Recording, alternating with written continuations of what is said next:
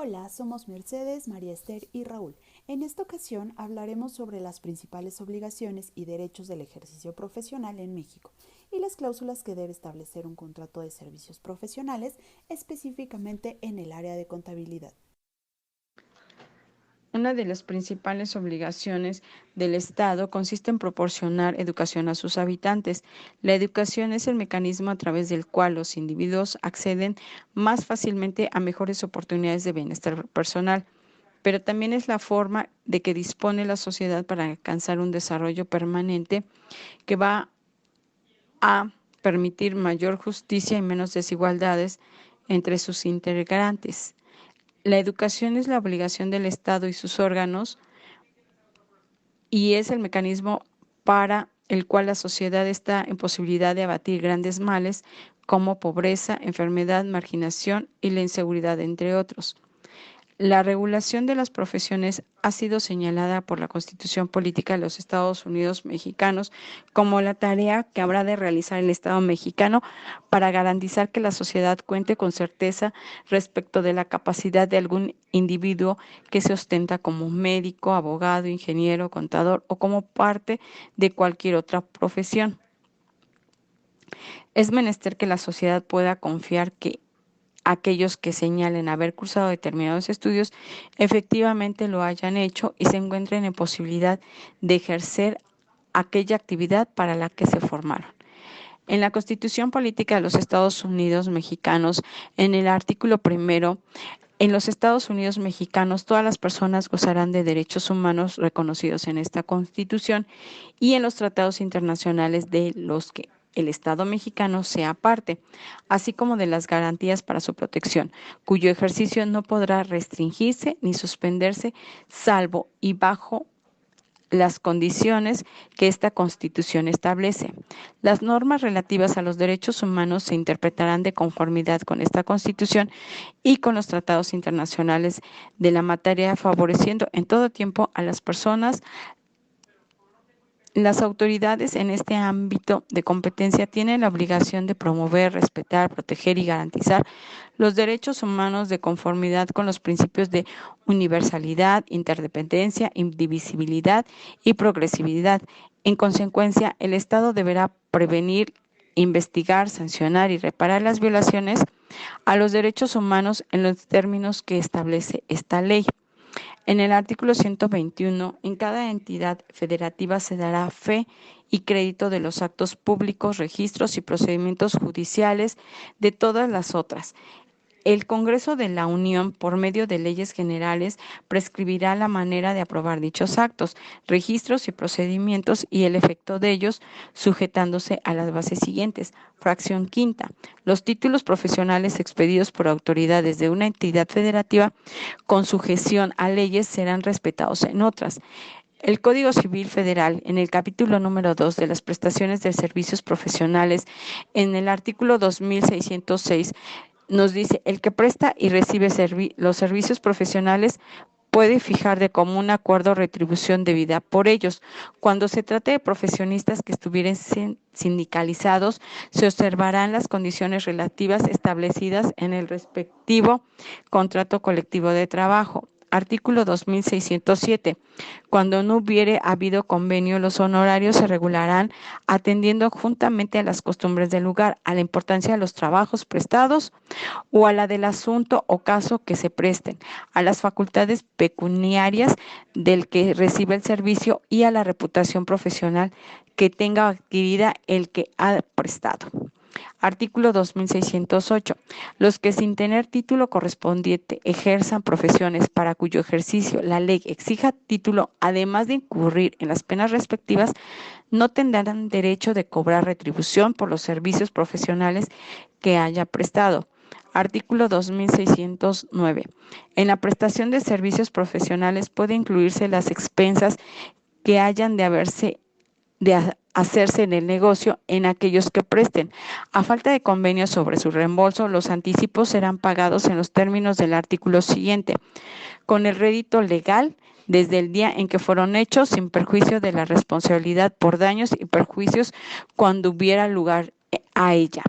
Artículo 2610. El pago de honorarios y de las expensas, cuando las haya, se harán en el lugar de la residencia del que ha prestado los servicios profesionales, inmediatamente que preste cada servicio o al fin de todos, cuando se separe el profesor o haya concluido el negocio o el trabajo que se confió. Artículo 2611. Si varias personas se encomendaran en un negocio, todas aquellas serán solidariamente responsables de los honorarios y de los anticipos que se hubieran hecho. Artículo 2612. Cuando varios profesores de la misma ciencia presten sus servicios en un negocio o asunto, podrán cobrar los servicios que individualmente haya prestado cada uno de ellos. Artículo 2613. Los profesores tienen derecho de exigir sus honorarios, cualquiera que sea el éxito del negocio o trabajo que se les encomiende, salvo en caso contrario. Artículo 2614. Siempre que un profesor no pueda continuar prestando sus servicios, deberá avisar oportunamente a la persona que lo ocupe, quedando obligado a satisfacer los daños y perjuicios que causen, cuando no diere este aviso con oportunidad. Respecto a los abogados, se observará además lo dispuesto en el artículo 2589. Artículo 2589. El procurador o abogado que acepte el mandato de una de las partes no puede admitir el contrario en el mismo juicio, aunque renuncie al primero. El que preste servicios profesionales solo es responsable hacia las personas que sirve por negligencia, impericia o dolo, sin perjuicio de las penas que merezca en caso de delito. En la ley reglamentaria del artículo 5 constitucional de la Ciudad de México, caben destacar 4 artículos que mencionan las disposiciones sobre las responsabilidades inherentes al ejercicio profesional, tanto en favor del cliente como de la sociedad en general. El artículo 33 establece que el profesionista está obligado a poner todos sus conocimientos científicos y recursos técnicos al servicio de su cliente, así como el desempeño del trabajo convenido. Por otra parte, en el artículo 34 señala que cuando hubiera inconformidad por parte del cliente respecto al servicio realizado, el asunto se resolverá mediante juicio de peritos, ya en el terreno judicial, ya en privado si así lo convenieran las partes. Para ello, los peritos deberán tomar en consideración ciertas circunstancias. 1. Si el profesionista procedió correctamente dentro de los principios científicos y técnicas aplicables al caso y generalmente aceptados dentro de la profesión de que se trate. 2. Si el mismo dispuso de los instrumentos materiales y recursos de otro orden que debieron emplearse, atendidas las circunstancias del caso y el medio en que se presenta el servicio. 3. Si en el transcurso del trabajo se tomaron todas las medidas indicadas para obtener buen éxito. 4. Si se dedicó el tiempo necesario para desempeñar correctamente el servicio convenido.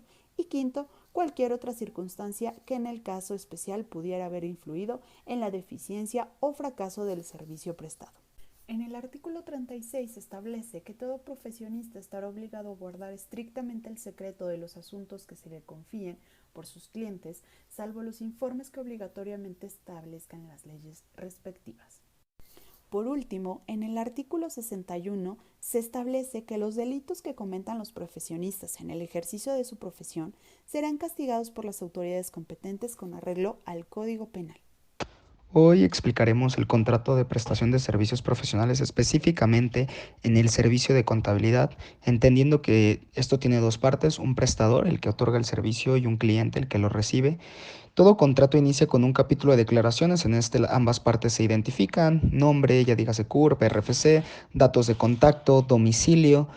También en esta parte se entiende que ambas partes tienen la capacidad legal para contratar y se obligan a las siguientes cláusulas, por lo que el objeto de este contrato es que si es un servicio de contabilidad, entiende dos ámbitos, ya dígase como la asesoría, consultoría, manejo de la contabilidad interna. Esto quiere decir que también puede ser un nivel muy administrativo, como llevar la nómina, o también incluso la parte ya a terceros, que estamos hablando de tema de impuestos, ya sean de seguridad social o impuestos del ámbito fiscal, por lo que este contrato tiene específicamente ese objeto. Entonces, Luego pasamos a los honorarios. ¿Qué quiere decir esto? Que el cliente se obliga a otorgar una contraprestación por el servicio prestado al prestador. En esta cláusula se entiende cuál va a ser el monto, la forma de pago y en qué temporalidad se va a cubrir dicho pago, entendiendo también que las expensas pueden estar comprendidas en los honorarios o no, porque muchas veces estas expensas, estamos hablando, un ejemplo muy básico, son viáticos o son gastos que se van dando a lo largo de la producción de, o la realización del servicio. Entonces, bueno, específicamente la realización del servicio, no sé, impresiones, gastos de gasolina. Entonces, los puede cubrir al principio el prestador, pero finalmente lo va a pagar el cliente también. La exclusividad, ¿qué quiere decir esto? Que no, el prestador no puede, durante la vigencia de este contrato, no puede encargar a personas ajenas efectuar el servicio que él tiene que prestar. Está obligado a prestarlo solo él al cliente. Por lo mismo, siempre hay una cláusula de confidencialidad. En esta, las partes se obligan a mantener bajo la más estricta confidencialidad los datos o información. Si estamos hablando de dicha información, hablando de información numérica, es una información muy delicada, por lo que siempre hay programas electrónicos o procedimientos, protocolos, normativas internas que, o yéndonos más específicamente información personal que no se puede, ¿cuál es la palabra? Manifestar ante otros, no se puede revelar. Entonces, también tenemos que hay un tiempo de este contrato o interrupción. ¿Qué quiere decir esto? La terminación de contrato, cuando es un contrato de contabilidad, es muy probablemente que siempre entienda un año. ¿Por qué? Porque, como dije, siempre hay un tema de impuestos, hay un tema de nóminas y esto se tiene que cubrir mes con mes con mes. Entonces, muy comúnmente en estas cláusulas, el contrato tiene una vigencia de un año y deciden si se renovará o no dicho contrato. Por lo que la interrupción incluso puede variar, pudiera ser de 6 meses, ya sea por razones que así lo pactaran las partes, pero es muy importante que en este tipo de servicios el contrato siempre se lleve mes con mes, con mes, con mes, y por eso se entiende una anualidad.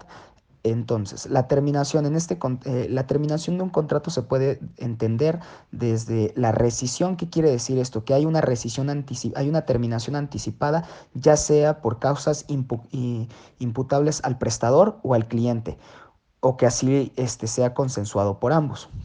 En el tema de solución de conflictos, bueno, ya sea referente al lugar en el que se preste, cuánto, ellos pactan en qué lugar van a dirimir los conflictos o qué formas de dirimir los conflictos, porque muchas veces se puede llegar primero a una mediación previo a otorgar que la jurisdicción sea el lugar donde se prestó el servicio, rechazando cualquier otra jurisdicción y por lo tanto obligándose a seguir lo que digan los jueces de esa ciudad.